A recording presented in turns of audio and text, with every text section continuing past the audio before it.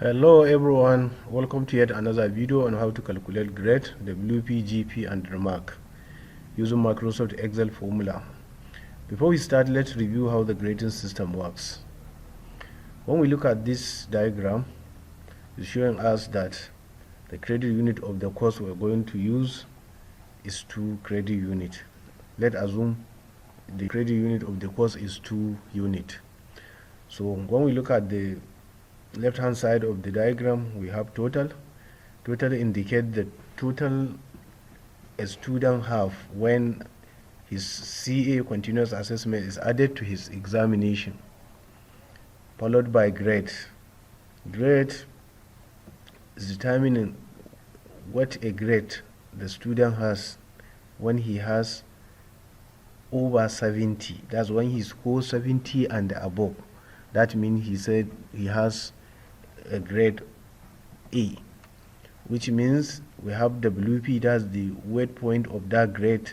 If it is 5, that means if it is A, the point is 5. To get the GP of that student, we have to multiply this point, that's 5, by this credit unit, which is 2, to get 10. And the remark is pass. It's only when a student fail that the remark will be fail. Okay, we already know this. In the olden days, that's how we use calculator to find each grade, WP, GP, remark, even the total of what student has. And we have to do that for every student. We have to use calculator. If we have a 1,000 student, that means we have to use calculator and find total, grade, GP, WP, remark of that student. But now with the help of Microsoft Excel, we can only put a formula to the first student. This is how the formula works in Microsoft Excel. The formula is saying in the first line here, if the total score, that is here, this 70 for this person, is greater than or equals to 70, then look at how I put comma for then A. That means the Microsoft Excel should put A for that student. What this means is that if expecting Microsoft Excel to look at where the total of this student is, if it is here, so now it should check if the score is between 70 and above. Whatever is between 70 and above, so that's student score A. So the Microsoft Excel will put A and stop the program.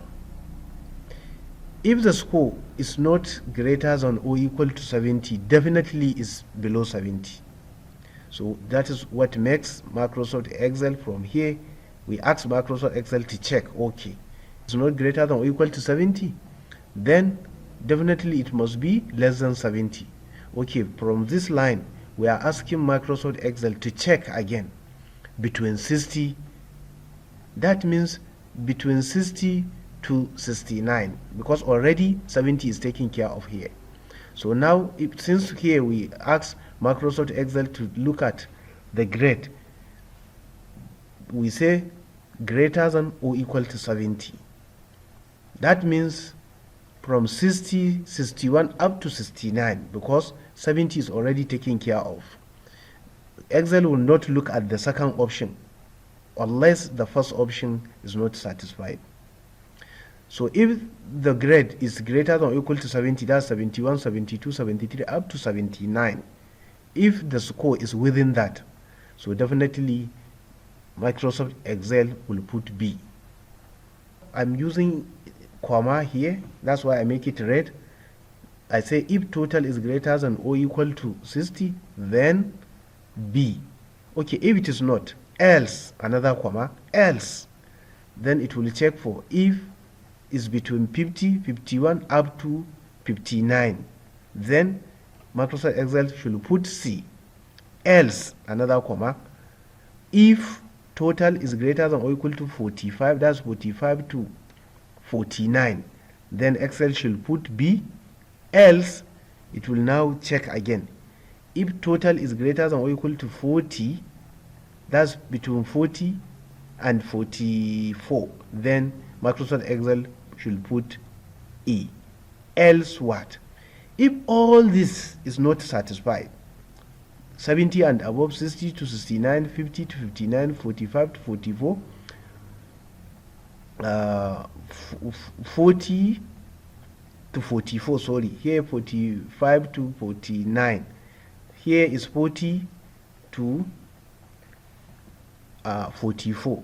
So definitely that student score is less than 40. So that is why we don't have to put if statement here. We should just put else, then that is F. Now every if statement here, it has an open bracket. We have 1, 2, 3, 4, 5 open bracket. Definitely we must close with 5 closing bracket. 1, 2, 3, 4, 5. So that's how when we put this formula to Microsoft Excel, it will automatically calculate this for us. Then GP is equal to WP, this one, times CU. What is the CU? This is our CU. So that's why here we have GP. Our GP here is 5 times 2 is 10. 4 times 2 is 8. 3 times 2 is 6. 2 times 2 is 4. Then 1 times 2 is 2. Definitely 0 times 2 is 0. So this is it now. So now let us see how we will put this formula into Microsoft Excel so that Microsoft Excel will compute this result for us.